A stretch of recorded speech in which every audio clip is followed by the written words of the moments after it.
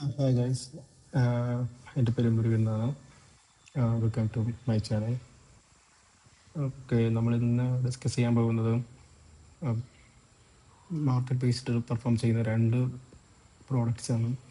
ഒരെണ്ണം നമുക്ക് യൂലിപ്സ് എന്ന് പറയാം, പിന്നെ ഒരെണ്ണം മ്യൂച്വൽ ഫണ്ട്സ്. ഇതിലെങ്ങനെയാണ് വർക്കാവുന്നത്, ഏതാണ് ബെറ്റർ, ഏതിലാണ് റിട്ടേൺസ് കൂടുതൽ, നമുക്ക് ആക്ച്വലി ചെയ്യുമ്പോൾ എന്താണ് ബെനിഫിറ്റ്സ് കിട്ടുന്നത്. ഞാൻ വലിയൊരു ഐഡിയാസ് അല്ല തരുന്നത്, നമുക്ക് പെട്ടെന്ന് മനസ്സിലാക്കാൻ പറ്റുന്ന രീതിയിലൊരു ഒരു ഗ്രാജുവൽ ഒരു ഐഡിയ മാത്രമാണ് തരുന്നത്. നമുക്ക് പിന്നെ വീഡിയോസിലേക്ക് പോകാം. ഓക്കെ ഓക്കെ ഇപ്പോൾ നമുക്ക് ഇതിലേക്ക് പോകാം. Just 1 second. ഓക്കെ, അപ്പോൾ ഇതാണ് മ്യൂച്വൽ ഫണ്ട്സ്. ഞാൻ ജസ്റ്റ് ഒന്ന് റെക്കോർഡ് ചെയ്തോട്ടെ. ഓക്കെ, അപ്പോൾ ഈ മ്യൂച്വൽ ഫണ്ട്സ് എന്ന് പറയുന്നത് പൊതുവെ ഒരു ഇൻവെസ്റ്റ്മെൻറ്റ് പ്ലാൻസ് ആണ്. ഓക്കെ, ഇപ്പം കുറച്ച് പ്രൊഫഷണൽസ് തന്നെ അത് മാനേജ് ചെയ്താണ്. നമുക്ക് ലിക്വിഡിറ്റി പർപ്പസ് ഉണ്ട്. നമുക്കത് രണ്ട് രീതിയിൽ ചെയ്യാൻ പറ്റും. ഒന്നുകിൽ നമുക്ക് SIP എന്ന രീതിയിൽ ചെയ്യാം. SIP എന്ന് വെച്ചാൽ ഒന്നുമല്ല, നമുക്ക് മന്ത്ലി ഒരു എമൗണ്ട് രീതിയിൽ ഇപ്പം 1000 റുപ്പീസും അതിൽ വെച്ചിട്ട് വേണമെങ്കിൽ നമുക്ക് സ്റ്റാർട്ട് ചെയ്യാൻ പറ്റും. ചില ഫണ്ട്സ് 500 റുപ്പീസ് മുതൽ സ്റ്റാർട്ട് ചെയ്യുന്നുണ്ട്. ലംസമായിട്ടാണെങ്കിൽ നമുക്ക് മിനിമം 5000 റുപ്പീസ് വെച്ചിട്ട് സ്റ്റാർട്ട് ചെയ്യാൻ പറ്റും.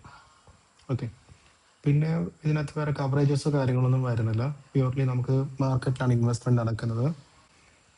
ഫസ്റ്റ് ഒരു ELSS സ്കീംസ് ആണെങ്കിൽ നമുക്കൊരു 3 വർഷം ലോക്കിൻ പീരീഡ് ഉണ്ടാകും. ELSS വെച്ചാൽ ഇക്വിറ്റി ലിങ്ക് സേവിങ് സ്കീംസ് എന്നാണ്. ചില കസ്റ്റമേഴ്സൊക്കെ, സോറി, ഞാൻ ഈ ഫീൽഡിൽ നിൽക്കുന്നുകൊണ്ടാണ് അങ്ങനെ സംസാരിച്ചത്. നമുക്കൊരു ടാക്സ് സേവർ പർപ്പസ് എന്ന രീതിയിൽ നമുക്ക് വേണമെങ്കിൽ ഇതുപോലത്തെ ഫണ്ട്സൊക്കെ ചെയ്യാം.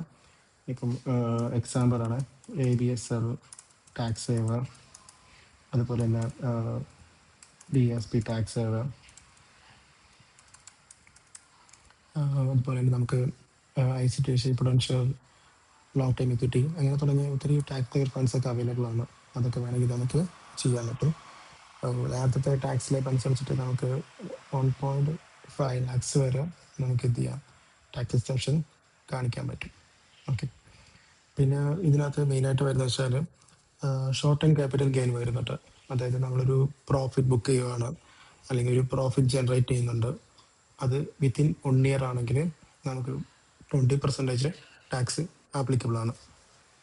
ഫോർ എക്സാമ്പിൾ, ഞാനൊരു 1 lakh rupees ഡെപ്പോസിറ്റ് ചെയ്തു. April 1st ചെയ്തിരിക്കുന്നത്. Okay, April 1st 2026. ഓക്കെ, ഇത് ഞാൻ വിഡ്രോ ചെയ്യുന്നത് മേ ബി ഒരു ഡിസംബർ 13th ഞാൻ വിഡ്രോ ചെയ്യുന്നുണ്ട്. അപ്പോൾ ഈ ഒരു ടൈം നോക്കുമ്പം, ഫോർ എക്സാമ്പിൾ, എനിക്കൊരു 1,30,000 rupees പ്രോഫിറ്റ് ഉണ്ടെങ്കിൽ ഇതൊരു ഷോർട്ട് ടൈം ഗെയിൻ എന്ന് പറയും. ഓക്കെ, ഇതിൽ ഈ പ്രോഫിറ്റിനുണ്ടല്ലോ 30,000, അതിൻ്റെ 20% ഞാൻ ടാക്സ് കൊടുക്കണം. ഇതാണ് ഫസ്റ്റ് വരുന്നത്. ഇനി ഇത് ഞാൻ ആഫ്റ്റർ 1 year, ഞാൻ വിൽക്കുന്നത് 2nd April 2027. ഓക്കെ, അപ്പോൾ ഞാൻ വിൽക്കുന്നുണ്ടെങ്കിൽ എനിക്ക് 12.5% ടാക്സ് കൊടുത്താൽ മതി. ഓക്കെ, അതായത് നമ്മൾ 1 ലക്ഷം രൂപ ഇൻവെസ്റ്റ്മെൻറ്റ് ചെയ്തു, 1 വർഷത്തേക്കാണ് ചെയ്തിരിക്കുന്നത്. അപ്പോൾ ഒരു 1 year ബിഫോർ 1 year മുന്നേ ഞാൻ എന്ത് ചെയ്യുന്നു, പ്രോഫിറ്റ് എടുക്കുന്നു അല്ലെങ്കിൽ വിഡ്രോ ചെയ്യുന്നുണ്ടെങ്കിൽ ഈ ലാഭത്തിൻ്റെ 20% ഞാൻ ടാക്സ് കൊടുക്കണം. ഇത് ആഫ്റ്റർ 1 year ആണെങ്കിൽ 12.5% ആണ് കൊടുക്കേണ്ടത്. ഓക്കെ, പിന്നെ വേറെ എന്തെങ്കിലും ഡൗട്ട്സ് ഉണ്ടെങ്കിൽ ചോദിച്ചോളൂ. മ്യൂച്വൽ ഫണ്ട്സിൽ നമുക്ക് മന്ത്ലി കാര്യങ്ങളൊക്കെ ചെയ്യാൻ പറ്റും. ഞാനൊരു ജസ്റ്റ് ഒരു ഐഡിയ തരാൻ വേണ്ടി മാത്രമാണ് ഇത് എങ്ങനെ വർക്കാവുന്നു, എങ്ങനെ നമുക്ക് എങ്ങനെ ചെയ്യാൻ പറ്റും എന്ന രീതിയിൽ മാത്രമേ ഞാൻ പറയുന്നുള്ളൂ. ഇപ്പം ഏറ്റവും ബെസ്റ്റ് പെർഫോമൻസ് ഫണ്ട് എങ്ങനെയാണോ, നമ്മൾ എങ്ങനെ സെലക്ഷൻ ചെയ്യാം, ഏതൊക്കെ രീതിയിൽ നമുക്ക് ഡെപ്പോസിറ്റ് ചെയ്യാൻ പറ്റും, ഒരു ബിഗിനറായിട്ടൊരു മ്യൂച്വൽ ഫണ്ട് ഇൻഡസ്ട്രി വരുന്നുണ്ടെങ്കിൽ അവർ എങ്ങനെ ഏതൊക്കെ ഫണ്ട് ചൂസ് ചെയ്യണം എന്ന രീതിയിലൊക്കെ ഞാനൊന്ന് പറഞ്ഞു തരാം. അതൊക്കെ അടുത്ത വീഡിയോയിൽ നോക്കാം. ജസ്റ്റ് ഞാനൊരു ഐഡിയ മാത്രമേ തരുന്നുള്ളൂ. ഓക്കെ, ഇനി യൂണിറ്റ് ഫണ്ട് നോക്കാം. യൂണിറ്റ് ഫണ്ട് എന്ന് വെച്ചാൽ unit link insurance plan. Market LIC, HDFC, ICICI, SBI, Ageas, Bajaj തുടങ്ങിയ ഒത്തിരി കമ്പനീസസ് യൂണിറ്റ് പ്ലാൻ ചെയ്യുന്നുണ്ട്. അപ്പം യൂണിറ്റിൻ്റെ ഒരു പ്രത്യേകത വെച്ചാൽ നോർമൽ മ്യൂച്വൽ ഫണ്ട്സ് പോലെയല്ല, ഇതിനകത്ത് നമുക്ക് കുറച്ച് ബെനിഫിഷ്യൽ ഉണ്ട്. അതുപോലെ തന്നെ മ്യൂച്വൽ ഫണ്ടാണ് ബെനിഫിറ്റ് എന്ന് വാദിക്കുന്ന കുറച്ച് ആൾക്കാരുണ്ട്, യൂണിപ്പാണ് കുറച്ചുകൂടി ബെറ്റർ എന്ന് വാദിക്കുന്ന കുറച്ച് ആൾക്കാരുണ്ട്. അപ്പം ഞാൻ ഉദ്ദേശിക്കുന്നത് രണ്ടും കൂടെ വേണമെങ്കിൽ നമുക്കൊരു കമ്പയർ ചെയ്ത് വേണമെങ്കിൽ ഒരു വീഡിയോസ് ചെയ്യാം. ഇപ്പം തൽക്കാലത്തേക്ക് നമുക്ക് എന്ത് ചെയ്യാം, എന്താണെന്ന് മാത്രം പഠിക്കാം. യൂണിപ്പിനകത്ത് നമുക്ക് മെയിനായിട്ട് വരുന്നത് കവറേജ് വരുന്നുണ്ട്. ഇപ്പോൾ ഫോർ എക്സാമ്പിൾ നിങ്ങളിപ്പോൾ ഒരു 1 lakh rupees ആണ് ചെയ്യുന്നത് വെച്ചോ, ഈ 1 lakh rupees-ൻ്റെ 10 times സംടൈംസ് നമുക്കൊരു 7 times വരാറുണ്ട്. അപ്പോൾ ഡിപ്പെൻസ് അപ്പോൾ ഏജാണ്. അപ് ടു 45 ഏജ് വരെ ആണെങ്കിൽ ചില പ്ലാൻസിന് 10 times വരുന്നുണ്ട്, ചില പ്ലാൻസിനൊക്കെ നമുക്ക് അപ് ടു 55 ഏജ് വരെ വരുന്നുണ്ട്. അപ്പോൾ 1 lakh ഇൻവെസ്റ്റ്മെൻറ്റ് ചെയ്യുന്ന കസ്റ്റമേഴ്സിന് 10 lakh കവറേജ് വരുന്നുണ്ട്. ഈ കവറേജ് ഉള്ളതുകൊണ്ട് തന്നെ കിറ്റ് നമ്മൾ ടാക്സ് ഫ്രീ ആയിട്ട് ചെയ്യാൻ പറ്റും. നമുക്ക് എത്ര വരെ ടാക്സ് ഫ്രീ ആണെന്ന് വെച്ചാൽ 2.50 lakhs വരെ നമുക്ക് എന്ത് ചെയ്യാം, പെർ ഇയർ ടാക്സ് ഫ്രീ ആയിട്ട് നമുക്ക് ചെയ്യാൻ പറ്റും. Then first benefit. ഇനി രണ്ടാമത്, ഇത് നമ്മൾ ഇൻവെസ്റ്റ്മെൻറ്റ് ചെയ്യുന്നത് ഇക്വിറ്റി, ഡെപ്റ്റ്, ബാലൻസ് ഫണ്ട്സ്, ഒത്തിരി ഫണ്ട്സ് ഉണ്ട്. ഡിപ്പെൻസ് അപ്പോൾ നമ്മൾ ഏജൻസിയാണ്.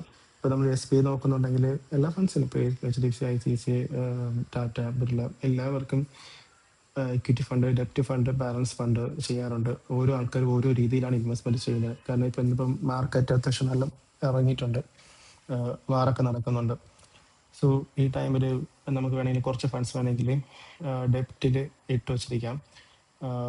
നമ്മൾ ഓരോ ആൾക്കാർ ചെയ്യുന്ന ഓരോ പോർട്ട്ഫോളിയോ രീതിയിലാണ്. അപ്പം നമുക്ക് എങ്ങനെയാണ് ചെയ്യാൻ പറ്റും.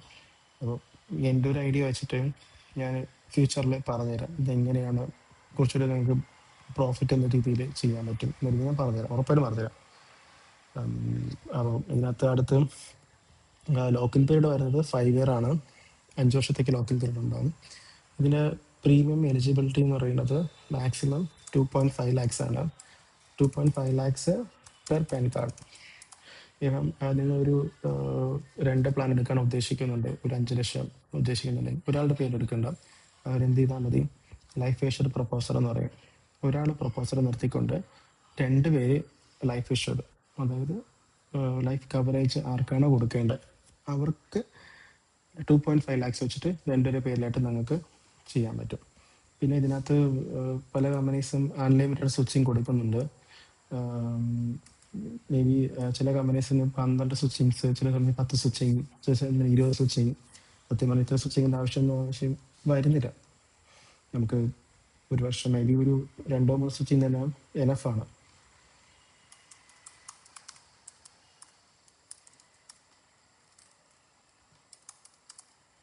ഓക്കെ, അപ്പം ഇത്ര എനിക്ക് മെയിനായിട്ട് പറയാനുള്ളത്. പിന്നെ നമ്മൾ ഫണ്ട്സ് എങ്ങനെ ചൂസ് ചെയ്യണം, എങ്ങനെ ചെയ്താൽ കുറച്ചുകൂടി ബെനിഫിറ്റായിട്ട് ചെയ്യാൻ പറ്റും എന്ന കാര്യങ്ങളൊക്കെ ഞാൻ അടുത്തതിൽ പറഞ്ഞുതരാം. ഇപ്പം ഇത് യൂണിപ്പാണോ മ്യൂച്വൽ ഫണ്ട്സാണോ ബെറ്റർ എന്ന് പറഞ്ഞാലും അത് അവർ കൺസിഡർ ചെയ്യുന്നത് ഏത് പ്രോസ്പെക്റ്റിലാണ് അത് വെച്ചിട്ടാണ് വരുന്നത്. ഒരിക്കലും മ്യൂച്വൽ ഫണ്ട്സിനെക്കാട്ട് ബെറ്ററാണ് യൂണിപ്പെന്നും യൂണിപ്പിനെക്കാട്ട് ബെറ്ററാണ് മ്യൂച്വൽ ഫണ്ട്സിന് ഒരിക്കലും നമുക്ക് പറയാൻ പറ്റില്ല. കാരണം രണ്ടും രണ്ട് പ്രോഡക്റ്റാണ്. ഓക്കെ, ചിലവർക്ക് മ്യൂച്വൽ ഫണ്ട്സ് ആയിരിക്കും താല്പര്യം. ടാക്സ് സേവർ എന്ന രീതിയിൽ ചെയ്യുന്ന കസ്റ്റമേഴ്സ് ആണെങ്കിൽ യൂണിപ്പ് വേണമെങ്കിൽ ചെയ്യാം, മ്യൂച്വൽ ഫണ്ട്സ് വേണമെങ്കിൽ ചെയ്യാം. അത് രണ്ടിനും രണ്ട് കാൽക്കുലേഷൻസ് ആണ്. അപ്പം ചിലതിനകത്ത് ചിലപ്പോൾ എനിക്ക് തോന്നുന്നു മിക്ക ലൈഫ് ഇൻഷുറൻസ് കമ്പനീസും ചാർജസ് ഒക്കെ റീഫണ്ട് കൊടുക്കാറുണ്ട്. മെജോറിറ്റി പോരായ്മ എന്ന് വെച്ച് കഴിഞ്ഞാൽ യൂണിപ്സ് ഒത്തിരി ചാർജസ് വരുന്നുണ്ട്. അതുകൊണ്ട് തന്നെ ഇപ്പം കൂടുതലും മ്യൂച്വൽ ഫണ്ട്സിൽ നമ്മൾ ചാർജ് ഇല്ല എന്ന് പറയുന്നു. രണ്ടിലും ചാർജസ് ഉണ്ട്. ഒന്നിന് ഹിഡനായിട്ട് അതിനകത്ത് പറഞ്ഞിട്ടുണ്ട്, ചിലതിൽ നമ്മൾ പുറത്ത് കാണിക്കുന്നുണ്ട്. ആ രീതിയിലാണ് രണ്ടും വരുന്നത്. ഓക്കെ, അപ്പോൾ ജസ്റ്റ് ഒരു ഐഡിയ കിട്ടുമെന്ന് വിചാരിക്കുന്നു. ഏതായാലും അടുത്ത വീഡിയോയിലത്തെ നമുക്ക് കുറച്ചുകൂടെ ഡീറ്റെയിൽ ആയിട്ട് നമുക്ക് നോക്കാം. ഓക്കെ.